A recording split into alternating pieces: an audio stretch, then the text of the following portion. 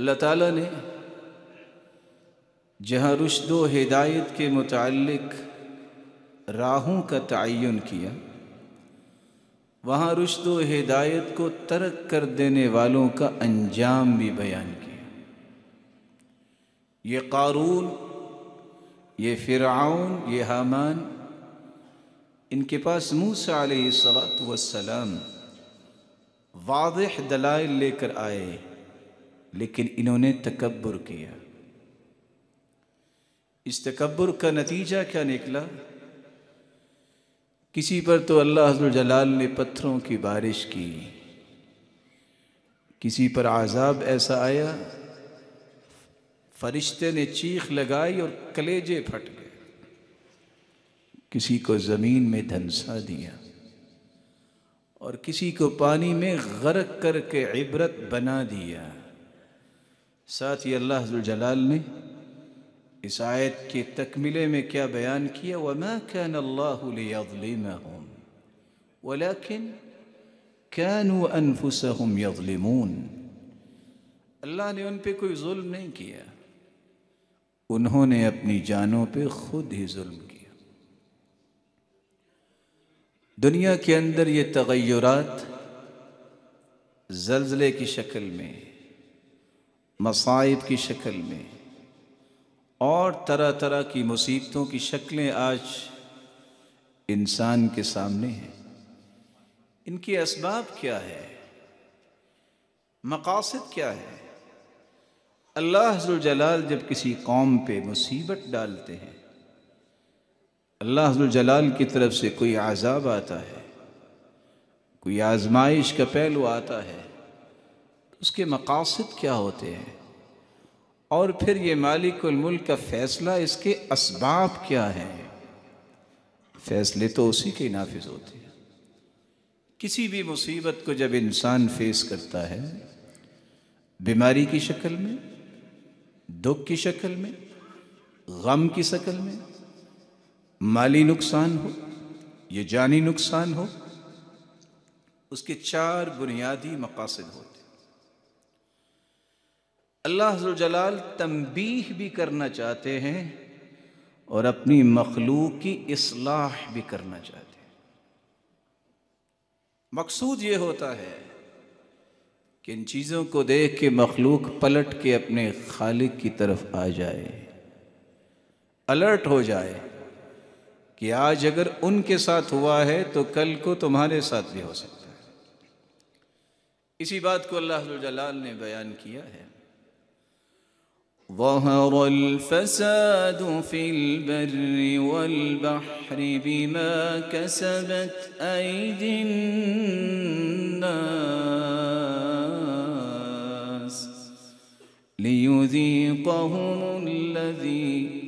لِيُذِيقَهُمْ بَعْضَ الَّذِي عَمِلُوا لَعَلَّهُمْ يَرْجِعُونَ۔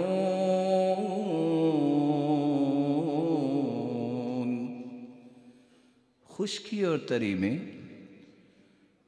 جو بھی فساد ظاہر ہوتا ہے، اس کا سبب انسان کے اپنے اعمال ہیں۔ اور اللہ چاہتے کیا ہے؟ ان کے اعمال کے نتیجے میں تنبیہ کرے تاکہ یہ اصلاح کے لیے پلٹ کے آ جائے۔ دوسرا مقصد اللہ عز و جلال نے یہ رکھا ہے، بسا اوقات انسان کی آزمائش بھی ہوتی ہے، اس آزمائش کے ذریعے کھرے اور کھوٹے کا امتیاز کرنا مقصود ہوتا ہے۔ کون ہے جو صرف نعمتوں پہ خوش ہے؟ اگر کوئی مصیبت آئے تو پھر بھی اللہ کے فیصلے پہ خوش ہے کہ نہیں؟ کون ہے جو زندگی کے ہر زاویے میں اللہ کی تعریف ہی کرتا ہے؟ وَلَنَبْلُوَنَّكُمْ بِشَيْءٍ مِّنَ الْخَوْفِ وَالْجُوعِ وَنَقْصٍ مِّنَ الْأَمْوَالِ وَالْأَنفُسِ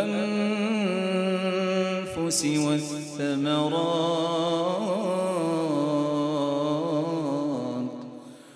وبشر الصابرین۔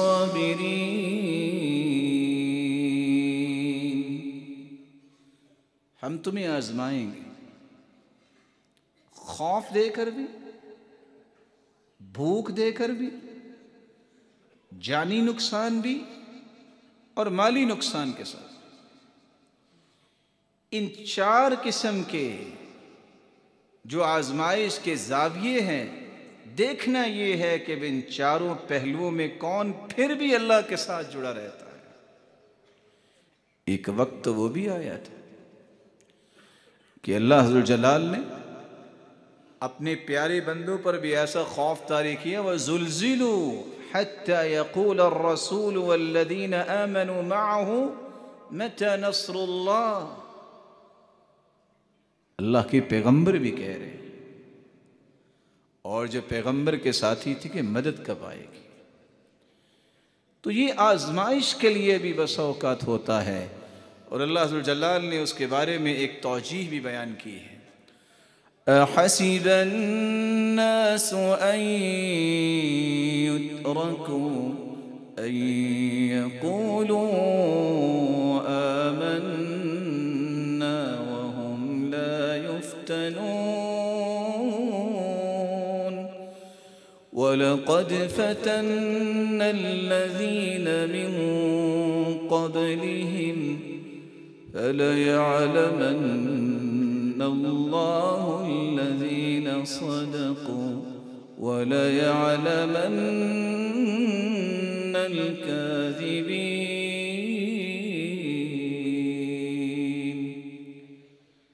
کیا لوگوں نے یہ سمجھ رکھا ہے کہ بس کلمہ پڑھ لیا ہے اور ہم بخشے جائیں گے؟ نہیں، تم سے پہلے بھی لوگ آئے، ان کی آزمائش کی گئی، انہیں آزمایا گیا، اور اللہ نے پہچانا کہ سچا کون ہے اور جھوٹا کون ہے۔ سیدنا بلال رضی اللہ تعالی عنہ جب ان سے کہنے والے نے کہا کہ آج تو بڑی باتیں کرتے، تمہیں اتنی مار کیوں پڑی؟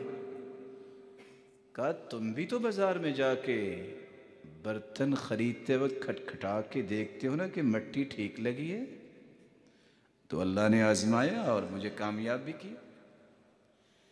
آزمائش تو ہوگی، دو قسم کی آزمائشیں ہیں، نعمت کے ساتھ بھی آزمائش کہ اس نعمت پر شکر کرتا ہے کہ نہیں، مصیبت کے ساتھ بھی آزمائش، اس مصیبت پہ صبر کرتا ہے کہ نہیں۔ لن يجد الرجل طعم الإيمان حتى يؤمن بالقدر ويعلم أنه ميت ويعلم أنه مبعوث۔ سیدنا عبداللہ ابن مسعود رضی اللہ تعالی عنہ بیان کرتے ہیں، ایمان کی لذت اور حلاوت اور مٹھاس نصیب ہی نہیں ہوتی انسان کو جب تک وہ تقدیر پر ایمان نہ لائے، جب تک اسے یقین نہ ہو جائے کہ مجھے بھی ایک نہ ایک دن موت آنی ہے، جب تک اسے یقین نہ ہو جائے کہ میں نے بھی ایک نہ ایک دن اپنے رب کے سامنے کھڑا ہونا۔ اس لیے سلف صالحین کہا کرتے تھے، لذتی وراحتی فیما قدر علی، جو مجھ پر میرے رب کے فیصلے آئے ہیں، یہی میری لذت، یہی میری راحت ہے کہ میں اس کے سامنے اپنے آپ کو تسلیم کری تیار ہو جاؤں۔ رسول اللہ صلی اللہ علیہ وسلم نے فرمایا، خلق اللہ مقادیر الخلائق قبل ان يخلق السماوات والارض ب50,000 سنة، 50,000 سال کائنات کو بنانے سے پہلے اللہ نے تمام تقدیریں لکھ دی تھی۔ تیسرا مقصد جو آزمائشوں کا ہوتا ہے، زلزلوں کی شکل میں اور دیگر شکلوں میں، بیماریوں کی شکل میں، اللہ ذوالجلال اپنے بندے کے گناہوں کو معاف کرنا چاہتے ہیں۔ ما أصاب من مصيبة إلا بإذن الله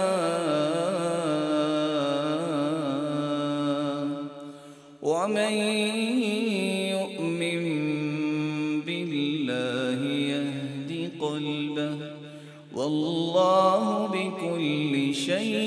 عليم.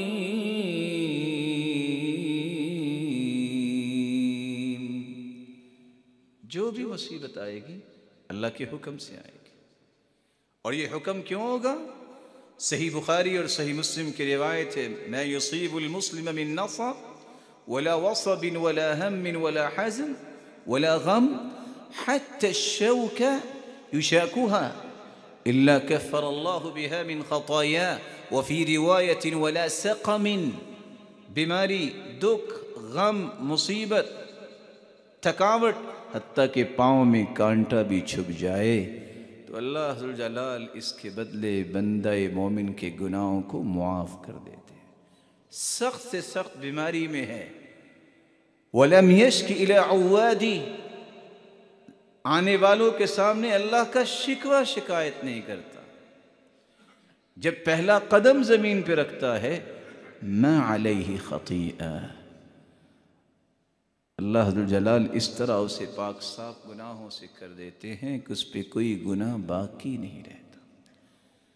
کَيَوْمَ وَلَدَتْهُ أُمُّهُ، اس طرح اللہ ذوالجلال اسے پاکیزہ بنا دیتے ہیں جس طرح اس کی ماں نے اسے آج ہی جنا ہے. ثم يستأنف العمل، گویا کہ اب اس نے نئی زندگی کا آغاز کر لیا. ایک چوتھا مقصد بھی ہے جو اللہ ذوالجلال کسی مصیبت میں انسان کو سمجھانا چاہتے ہیں کہ اللہ نے ایک فیصلہ کر دیا ہے کہ فلاں شخص کا مقام اتنا بلند ہوگا، اب اس کے اعمال اسے سپورٹ نہیں کر رہے، تو مالک الملک اسے معمولی معمولی مصیبتوں میں ڈال کے اس مرحلے تک پہنچانا چاہتے ہیں. ما اصاب من مصیبت فی الارض ولا فی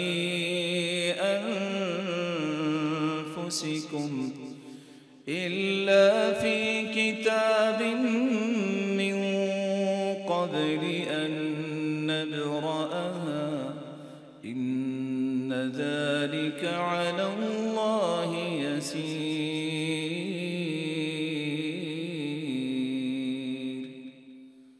زمین میں تم کوئی مصیبت دیکھتے ہو یا اپنی ذات میں، تو یاد رکھنا یہ اللہ نے لکھا ہوا ہے. ان الرجل ليكون له عند الله المنزلة فما يبلغها العمل فما يزال الله يبتليه بما يكره حتى يبلغه إياها. اللہ نے ایک مقام لکھ دیا ہے لیکن اس کے اعمال اسے سپورٹ نہیں کر رہے، تو اللہ معمولی معمولی آزمائشوں کے ذریعے اسے اس کے اصل مقام اور بلندی پر پہنچانا چاہتے ہیں.